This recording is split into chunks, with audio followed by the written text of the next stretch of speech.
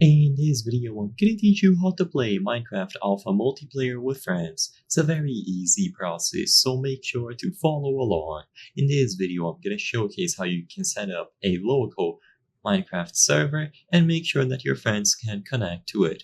So this will work for most alpha versions. First, you will need to download the server file. The server files can be found on the Minecraft wiki, so they have some of these alpha servers stored. So for example, alpha server 0.2.8, 0.2.7, and so on, and you can choose any of these.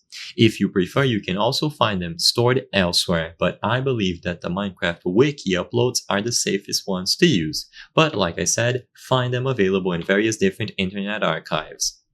You will download them by clicking on the original or reupload.jar. So download the jar files. You can most likely use the exe as well, but for this video I'm going to be covering the jar files. So once you have these files downloaded, create a custom folder and drag them inside. Now I recommend that you rename it to Minecraft_server. Now create a new text document, and inside of this text document what you have to do is type out this line of code.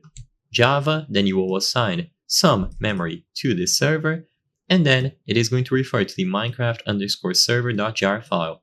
Make sure that you save this. And now rename this text document to run.bat. Make sure to change the actual extension. So if you cannot see file extensions, choose the option to enable them.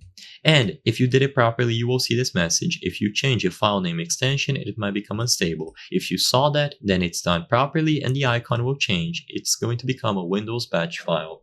Now you can run this run.bat command.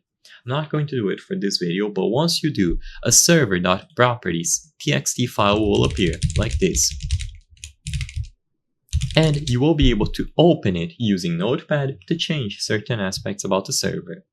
Now, you will have to do port forwarding, and for a video of this length, again, I cannot show in its entirety, but once you have port forwarded your IP successfully, your friends will be able to go over to multiplayer, paste your IP here, so just a random example, and then follow it up with the default port. And they should be able to connect to the server as long as it is running in the background. So I hope I was able to help you. If this video helped you, please consider subscribing. As you can see, according to the channel metrics, 83% of the people watching our videos are not subscribed.